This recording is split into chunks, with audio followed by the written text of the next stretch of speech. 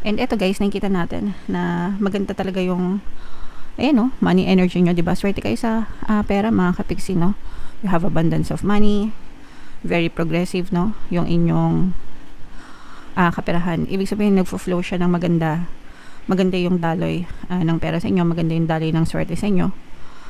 And very progressive mga kapiksi. So, kailangan nyo lang paglabanan yung kalungkutan, yung depression. Kung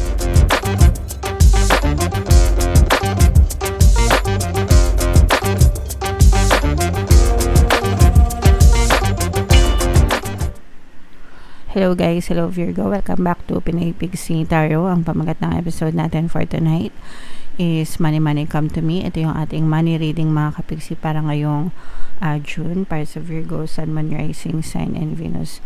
Unahin natin to guys, ito yung mga money manifesting technique or money advice para sa inyo. By the way mga kapiksi, sa mga naghahanap ng mga pampaswerte na lucky charms, lucky bracelet, may mga items tayo guys sa description box nitong video. Check nyo lang yung mga items doon mga kapiksi, tapos pwede nyo nang i-check out guys. So ito yung money message para sa inyo guys. Spend gladly, keep money flowing toward you. Your supply of money will dry up if you hoard what you have and are reluctant to part with it. Whenever you spend money, do so with a glad heart and the knowledge that more money will flow to you to take its place. So, ibig sabihin nito guys, pag kailangan yung gumastos, don't be afraid to spend money, okay? Especially sa mga necessities nyo at saka sa mga charitable works, diba? Minsan may mga charitable works na kailangan natin mag-donate financially, or baka may mga taong nangailangan ng tulong natin financially. So, kapag wag kayo masyadong kuripot guys. Yung kuripot, iba yung kuripot sa pagtitipid mga kapiksi. Pagtitipid is spending wisely. Yung kuripot, yun yung ayaw magbitaw ng pera, no? And yung mga ayaw magbitaw ng pera, kapag ganun yung attitude nyo, ibig sabihin yung mindset nyo, ganun din mga kapiksi, no? And kapag kuripot kayo, or kapag mahigpit kayo sa pera, mahigpit kayo sa pera, parang sinasakal nyo siya, diba? So, hindi siya magfo-flow ng maluwag sa inyo. Kung puro papasok, tapos wala kayong nilalabas, paano siya magfo-flow, diba? So, yeah, like I said, no? Kung kailangan yung gumastos, make sure na you spend gladly, knowing na babalik din siya sa inyo. So, you have to have a good relationship with money, mga kapiksi. Pagdating sa relationship with money, yung pinaka gusto kong affirmation is, I love money and money loves me. Money keeps coming back to me. Okay? Kasi kapag maganda yung relasyon nyo sa pera, hindi lang sa tao yung relasyon na iniingatan natin, mga kapiksi, kundi pati sa pera, guys. No? So, if meron kayong magandang relasyon sa pera, alam mo na babalik at babalik siya sa inyo, mga kapiksi, okay? That's how you keep the flow of abundance flowing sa buhay nyo, guys, okay? So, hindi naman sinasabi na gumastos ka ng gumastos ng walang kapararakan, di ba? Iba naman yung spending recklessly. Reckless naman yun, yung wala na lang gastos na lang ng gastos ng walang kapararakan. Ang ibig sabihin dito yung spending dun sa mga necessities mo, sa mga kailangan, di ba? At saka sa pagtulong, mga kapiksi. Okay? Alright. So, comment down below guys if naintindihan nyo yung message na yan. Tingnan natin yung ganap sa inyong kaperahan guys. Pera, trabaho, negosyo. Kung ano makita natin, mga kapiksi. Shuffle ko to. Habang sinashuffle ko to guys, panoorin nyo muna yung video natin regarding sa ating paano mag-manifest ng abundance video course. Kapiksi, sawa ka na ba sa mga struggles at hirap sa buhay mo? Masipag ka ba at masikap sa buhay ngunit hindi ka pa rin umaasenso? Ilang beses ka na bang nag-attempt mag-negosyo at mag-invest pero palagi ka pa rin nalulugi? Sa pagkakataon na ito ay maaaring may subconscious beliefs ka na nagiging balakid sa iyong pag-unlad at pagyaman. Introducing, paano mag-manifest ng abundance video course. Dito ay matututunan mong ma-overcome ang mga balakid mo para tuluyan ka ng umunlad, umasenso, sumagana, maging matagumpay, successful at maswerte sa iyong kabuhayan, pera, trabaho, negosyo, salapi at kaperahan ng bonggang-bongga. Dali, mag-send na ng email sa pinoypixie@gmail.com at simulan na ang iyong pagyaman ngayon. Alright, so sa lahat ng gusto mag-avail ng course guys, naka-flash sa screen nyo. Una, meron tayong paano mag-manifest ng abundance video course. Meron din tayong paano pabalikin si ex, revise, breakup. And meron din tayong paano mawala ang third party at magkaroon ng harmonious na relationship. So sa mga interesado guys, mag-send lang ng email sa pinoypixie@gmail.com. So Virgo guys, kayo ay represent ng Queen of Coins. Ito yung ating money energy mga kapixie. Latag muna natin yung spread nyo. And again guys, remind ko lang sa mga naghahanap ng mga pampaswerte na lucky charms, lucky bracelet, may mga items na makikita kayo sa description box guys. Check nyo lang yun, tapos pwede nyo na rin i-check out mga kapixie. So this is both negative and positive mga kapixie, no? Unahin natin yung sa negative mga kapixie. Meron ditong presence ng another earth sign, Capricorn, Taurus, Virgo. For some of you, maaring may earth element kayo sa inyong natal chart. Yes, or you may be dealing with another earth sign. Ito guys, merong nagpapahirap sa inyo, no, sa pagdating sa pinagkakakitaan nyo mga kapixie.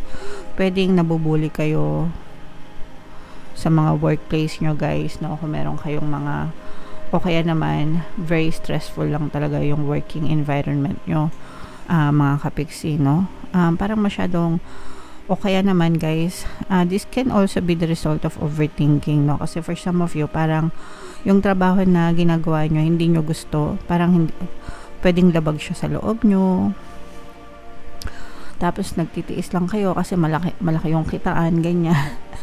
Nagdadala siya ng pera, kumbaga, kumbaga nagdadala siya ng pera sa bahay nyo, kailangan mong kumita kasi kailangan mo ng, alam mo yun, pantustos, no, pero hindi ka masaya sa ginagawa mo. So let's say for example, nag-apply ka call center, BPO, di ba? Hindi lahat guys may lakas ng loob, or hindi lahat may energy, no, na pumasok sa BPO kasi it's one of the stressful work. Pero kahit pa paano, mataas yung basic pay, and yung iba parang tinitiis lang. So parang ganun, binibigyan ko lang kayo ng sample mga kapixie.